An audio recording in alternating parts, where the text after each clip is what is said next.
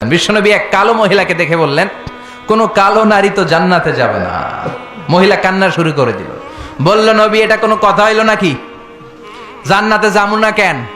কালা কি আমি হইছি নাকি? কালা আমারে বানাইছে কে? আবার ধলা আমনেরে বানাইছে কে? তিনি বানিয়েছে, তো আমার দোষ কি? ওই মহিলা কান্না শুরু করে দিয়েছেন, নবী আপনি বলেছেন 4টা কাজ করলে জান্নাতের 8টা দরজা খোলা সব নারীদের জন্য। 1 হলো যে নারীরা নামাজ পড়বে, 2 হলো রোজা রাখবে, 3 হলো স্বামীর কথা শুনবে, 4 হলো পরকিয়া না করে সতীত্বের হেফাজত করবে। 4টা কাজ করলে জান্নাতের 8টা দরজা খুলে দিবে কে? ও নবী আমি তো 4টাই করি, কেন জান্নাতে যাব না আপনি বলেন? বেজায় কান্না, কান্না করতে করতে মহিলা অস্থির। বিশ্ব নিয়ে বললেন, থামো, আরে এত কেঁদো না, কেঁদো না, আমি তো মজা করছি। কি করছি?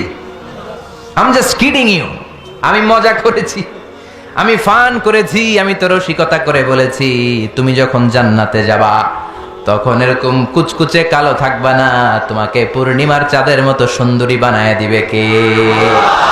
বিশ্ব সুন্দরী হয়ে হুরদেরকে ফেল করে তোমার রূপের ঝলকানিতে হুরেরাও ফেল। সুবহানাল্লাহ, এরকম সুন্দরী হয়ে যাবা। This is the sense of fun.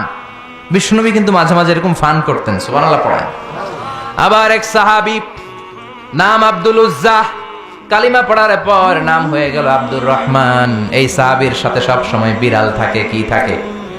জাহিলি যুগে নাম ছিল আব্দুল উজ্জা। উজ্জা একটা মূর্তির নাম, এই মূর্তির গোলাম। ইসলাম ধর্ম গ্রহণের পরে নাম রাখলো আব্দুর রহমান। কার গোলাম? জোরে বলেন। আব্দুর রহমান হওয়ার পরে এই সাহাবা সব সময় বিড়াল নিয়ে ঘুরে।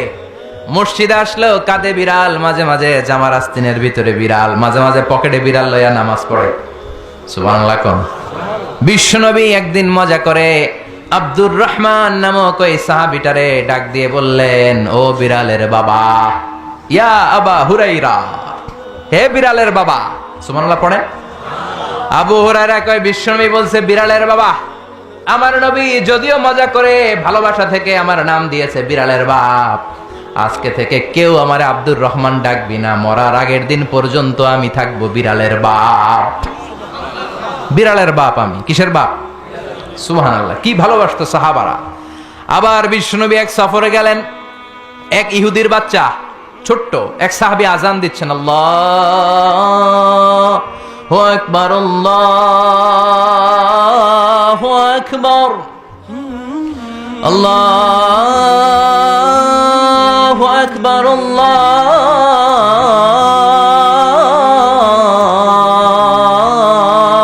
আকবার।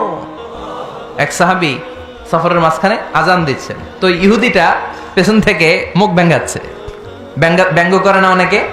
একজন যে কথাটা বললেন এটা একটু ঘুরায় বললে এটা কি বলে? ব্যঙ্গ করা। বাংলাদেশে কি বলেন এটা? এখানে কি বলেন? ফেসারায়।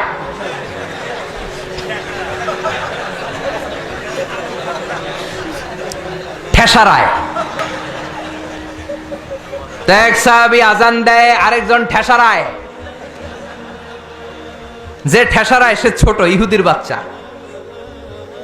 সাহাবী আজান দেয়, এক গাছের ঝোপঝাড়ের পেছন থেকে ইহুদির একটা ছোট্ট ছেলে ঠেসারায়। বিষ্ণুই বললেন, এটারে ধর। 2 সাহাবী ছোট্ট বাচ্চাটারে ধরে আনলেন। বিশ্বনবী ছোট্ট বাচ্চাটার মাথার চুলের ঝুটির মধ্যে ধরলেন, চুলে সামনের এই জায়গা আছে না, এটা বলে নাসিয়া, এই নাসিয়ার মধ্যে ধরলেন। বিশ্বনবী বললেন, নাম কি? কি করস? ঠেসারাইলি কেন? ছোট্ট ছেলে বলে, মাফ করে দেন।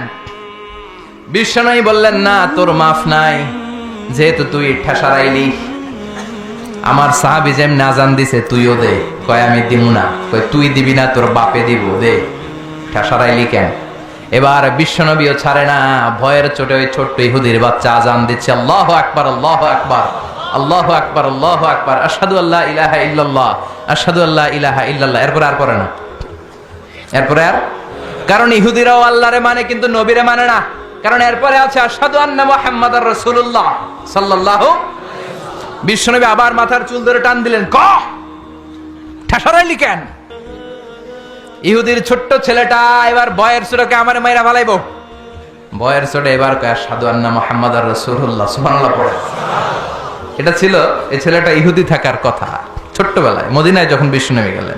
এরপরে শেষ জীবনে সে কালিমা পড়ে মুসলমান হয়েছে। আলহামদুলিল্লাহ। কোন কালিমা পড়ে মুসলমান হওয়ার পরে বিশ্বনবী তার মাথার চুল ধরে যেরকম টান দিছিলেন আর বলছিলেন, ঠেসারাইলি কেন, আজান দে।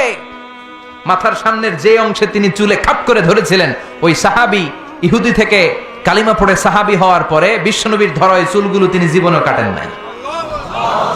এই সাহাবী ডান দিক দিয়ে চুল কাটে, বাম দিক দিয়ে কাটে, পেছন দিয়ে কাটে, সামনের চুল কাটে না। সামনের চুল বড় হতে হতে মহিলাদের মতো এত বড়, পেছনে কোনো চুল নাই, ডানে বায়ে চুল নাই, চুলগুলো পেঁচিয়ে মাঝখানে রাখে আর পাগড়ি পরে। কারো সামনে যখন পাগড়ি খোলে অদ্ভুত চুল দেখে সবাই ভয় পায়। সবাই বলে, ও সাহাবী, ঘটনা কি, তোমার মাথার সামনের চুল বড় কেন? কয়, এটার কারণ হলো আমি নবীর সাহাবীরে ঠেসারাইছিলাম। কি করছিলাম? আমি ব্যঙ্গ করেছি নবীর সাহাবীকে। সে কারণে আমি যখন ইহুদি ছিলাম, আমার পেয়ারা নবী, আমার বিশ্ব নবী, আমার প্রাণের রাসূল আমার মাথার চুল ধরে বলেছিলেন, আজান দে। আমার নবীর বরকতময় হাত আমার মাথার যেই চুলের মধ্যে লেগেছে, মরার আগের দিন পর্যন্ত আমি চাই ওই চুলটা নিয়ে আমি কবরে যাব।